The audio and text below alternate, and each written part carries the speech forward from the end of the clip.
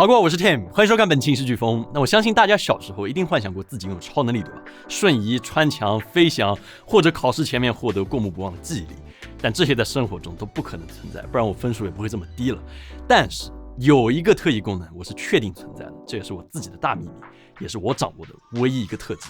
叫做隐身，对吧？你看，没有骗你，对吧？刚巧 vivo 最近也知道了我会隐身这个事情，所以说我们两个一拍即合。那么接下来就请收看我们全程使用 vivo X80 Pro 拍摄的飓风特制版隐形人。近日，随着白嫖党组织不断壮大，无数 B 站 UP 主面临失业危机，相继流落街头，生存状况苦不堪言。据了解，硬币市场的紧缩可能是该党派崛起的主要原因。对于 B 站 UP 主联名发起的求和谈判邀请，白嫖党方已表示拒绝，组织行动将会继续。以下画面来自于网络上公开的白嫖党培训实况。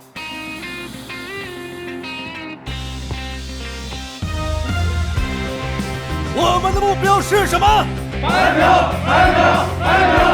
看到精彩的视频应该怎么样？忍住！忍住！忍住！党首下次一定恐怕会对视频领域造成不可逆转的严重冲击。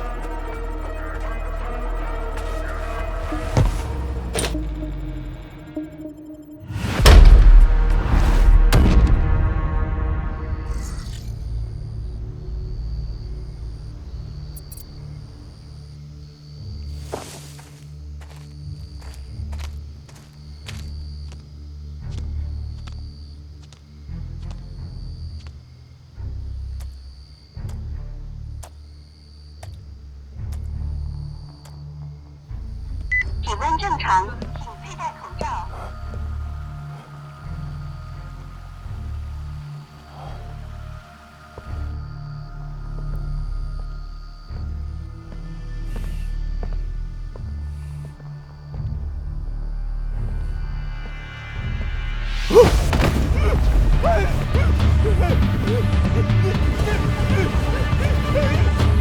因为什么情况？收到，请回答。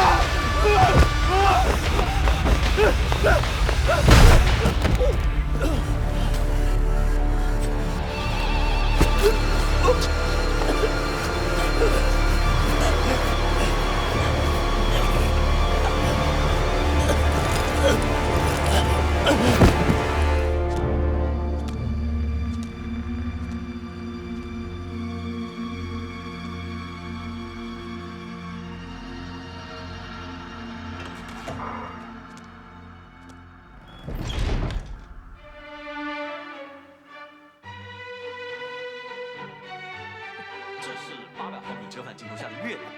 这是显微镜头下的浮游生物，这是猎胶镜头下的青春马路，这是柔焦镜头下的艾利诺贝克。每一种特殊镜头都能呈现独树一帜的效果。那今天我们要讲的特殊镜头，它与什么相似，从来没有在我们节目里面出现过。在整个镜头之下，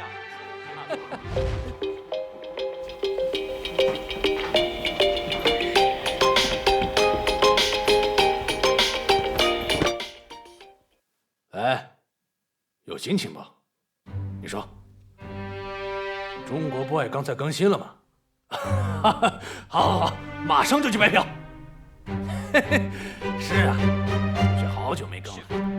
嫖他的最难。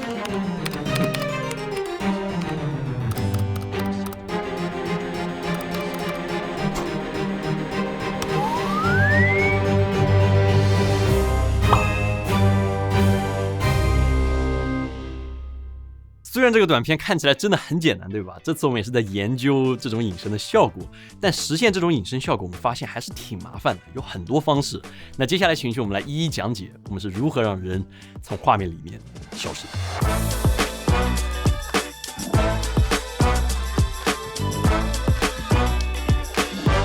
那要说这个话题，就不得不提到初代隐形人。这个大 IP 早在1933年就已经诞生。那当年没有绿幕抠像，没有 CG， 但导演仍然需要呈现出隐身的视觉效果。于是根据胶片摄影机的显影原理，他们非常聪明地想出了一个办法。导演先找到一个纯黑不反光的场景，再使用同样黑色不反光的天鹅绒或者黑布，把主角全身包裹起来，去完成相应的动作。那因为在胶片显影的过程之中，黑色区域是基本不受光的，所以胶片上就没有乳化银晶体产生反应，转化成黑色的金属银，可以直接把它冲洗掉。所以这些区域在底片上就变成了一块透明的地方。然后你只需要再拍摄一个空镜和它叠加冲洗，就实现了我们所看到的像这样的隐身效果。那这样的做法在当时看起来真的可以说是非常机智，没有特效，对吧？但缺点就是只能拍摄死板的固定镜头，主角也没法和真正的场景还有其他演员产生交互。但随着现代技术的不断纯熟，我们现在就不需要这么麻烦。那在这次拍摄的过程之中，为了营造隐形人的蛛丝马迹，我们主要用到了3种办法。那第一种最为简单省力的就是利用特殊工具来实现物体的自动移动或者漂浮。那你用鱼线、铁丝还有这种喷上漆的滤棍都非常好用，它们不仅制作简单，而且和被摄主体的接触面积较少，利于后期擦除。那现在短片的开头，隐形人路过树丛所引发的晃动，其实本质上就是我们道具老师事先在树上拴上铁丝，手动拉动来产生的。而这次短片的反派主角下次一定的鼠标键盘凭空移动、敲打，也是我们拿着鱼线拉扯以及用喷绿的铁丝在键盘上按压所完成的。而这颗隐形人用手把钥匙从警卫口袋里拿出来的效果，我们也是通过滤线还有滤棍把它给拉走得以实现的。那第二种方式会麻烦一点，是我们已知的最有效的方式了，那就是纯 CG。 那相比滤棍这些土办法，使用 CG 制作的悬浮物可以模拟出非常自然的运动，也不受限制。那比如这一颗隐形人朝着警卫挥棍的镜头，我们会先在现场拍摄一个同样角度的内容还有动作，给到特效老师作为动视参考。回来以后，特效师就会在 Nuke 或者 AE 或者别的跟踪软件里面反求摄影机的信息，这一步非常重要。如果说你的素材有很多动态模糊，拍摄的很乱，那很有可能这根警棍就会很阴间在空中乱飘。那当你反求完成之后，我们就可以用 Blender， 这是我们目前在用的 3D 软件来建模这个警棍，接着用 Substance Painter 贴图来完成警棍的外观细节，再根据前期拍摄的动视参考来调整模型的位置，然后我们会使用我们现在用的渲染器 Octane 来渲染，它渲染速度很快，就完成了最终的合成。我很抱歉我讲了这么多名词，但这是我们目前的一个流程的简述，以后我们可以再来更详细的讲一讲，也许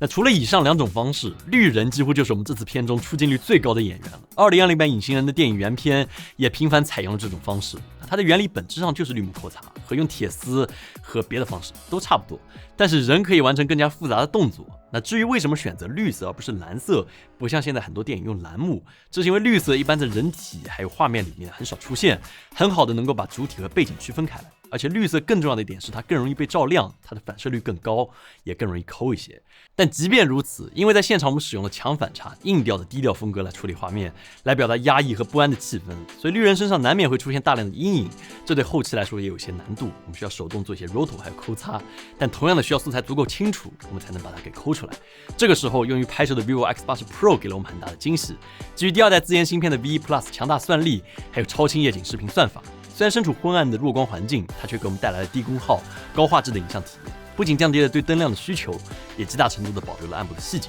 这样全程清晰极致的画质，才使得绿人的边缘能够被清晰地抠擦干净。所以有了 vivo X80 Pro 的助力，我们所能看到这些院中警卫被隐形人凭空拖拽的镜头，实际上是一个个可爱的绿人在用威亚绳子拼命拖拽来完成的。演员老师们真的非常辛苦。那这颗警卫被凌空掐起来的镜头，其实也是绿人掐着演员的脖子来进行拍摄的。比起让演员无失误表演，这样虽然增加了很多抠擦的工作量，对不起后期老哥，但是绿人和威亚同时发力把演员给掐起来的搭配，确实会使得整个被掐的动作更加逼真一些。但这是不是意味着我们只能拍固定机位？那答案是不是的，我们可以用一些特殊的设备来让我们实现移动镜头，它就是机械臂。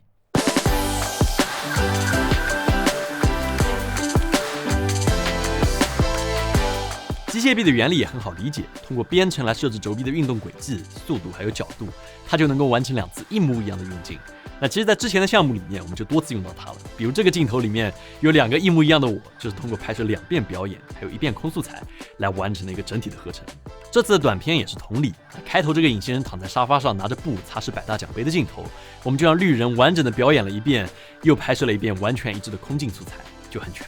但即便如此，你前期拍摄还是有不少要格外注意的细节，比如说我们要极力避免绿人还有食物交互的情况。像这个奖杯，你看着是在空中悬浮，但其实是绿人以这样一个很有趣的姿势托举着。我们也特意准备了一块面积很大的布，只为了能完全遮盖住绿人的手掌，避免绿色部分遮盖奖杯主体，防止素材缺失。那不仅是处理背景，机械臂在特效镜头之外也发挥着自己独有的魅力。精密编程之下的每一段路径还有线速度都足够可控，所以能够呈现出手持不可能达到的运镜效果。那像2020版《隐形人》中这段医院走廊里面长达2分钟的打戏长镜头，可以说是我觉得最惊艳的镜头之一。每一处的走位还有调度，演员的表演都与机械臂的运镜配合的严丝合缝，使得整个片段的节奏张弛有度，扣人心弦。那因为我们公司目前还买不起那个轨道，只是一个小臂，所以这次比较遗憾，只能小试牛刀，没有办法尝试电影里面那么复杂的长镜头。而在我们简易版的片段之中，机械臂仅设置了4段路径，但当演员真的去实操尝试卡点完成表演的时候，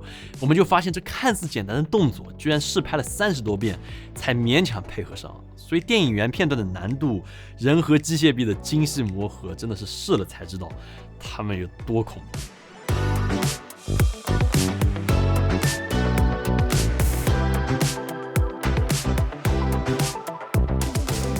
而 vivo X80 Pro 微光手机夜视仪的功能，也帮助我们得以在暗调场景之中预览到人眼很难看清的画面内容。即便画面主体在快速运动，整个预览过程也依旧非常流畅，而不会掉帧。这在手机拍摄过程中其实是非常难实现的。也正是因为有这样的功能，这为导演和摄影师在试拍彩排的过程之中提供了极大的便利。那除去绿人部分的特效之外，短片中我们还尝试了很多好玩的效果，比如说看似简单的隐形人脚印，就是让我们费尽心思的一个地方。那2020版的隐形人是通过 CG 特效来实现的，那虽然效果逼真，但难度真的太高，是流体还有各种解算，很复杂。于是我们只能土法上马，试拍的时候让演员赤脚站在一个水史莱姆上面，压出一个脚印。那虽然透明的史莱姆肉眼观察较为逼真，但在镜头的考究之下，人为抠出的脚丫子的轮廓依然会显得非常的假。那最终我们想了半天，想到一个非常取巧的办法，就是先拍一遍干的地面，再拍一遍有湿脚印的地面，然后后期只通过遮罩的方式就能实现脚印一点一点出现的效果。但是后期遮罩需要做得很仔细。虽然这次我们已经做了非常多的努力尝试还有研究，也花了很多精力，尝试了很多失败，但和原片相比，无论是器械设备使用的熟练度、后期技术的水平、前期的构思、故事各方面都还是比较匮乏的。我们真的还有非常多需要学习的地方但即便如此，我觉得生活在当代的创作者还是很幸运的，我们已然站在了前人的肩膀之上，得以无限汲取已有的经验还有不断发展的技术。我们可以通过绿人和机械臂的组合，就可以兼具特效还有灵活的运镜。我们可以通过虚拟拍摄打通虚拟和现实的界限，足不出户就实现瑰丽奇观的呈现。我们通过动作捕捉技术就可以跨越次元，甚至是种族。特效真的是一个特别庞大的领域，我们影视飓风也在不断的探索和研究，希望去不断进步，渐渐的把更多有趣的特效带到你的面前。我们有很多白日梦，这些想法真的需要特效才能把它给变成现实。那最后再次感谢双星旗舰 vivo X80 系列对本期节目的大力支持。不得不说 vivo X 系列每一代都在推动手机摄影的新可能。而这次拍摄过程中，我还发现了一些非常适合小白的拍摄功能，比如 X80 系列和蔡司深度联合研发的 Cinematic 电影虚化，就很好的复刻了经典的 2.39:1 的宽画幅比例，还有独有的椭圆形光斑，时刻拍出更有电影感的画面。那么以上就是本期节目的全部内容，如果你喜欢的话，也请务必点赞、投币、3连转发，这会对我们非常大的帮助。那另外也欢迎大家参与 vivo X80 系列在 B 站举办的为什么故事总发生在夜晚的主题视频征集活动。那么我们下次再见。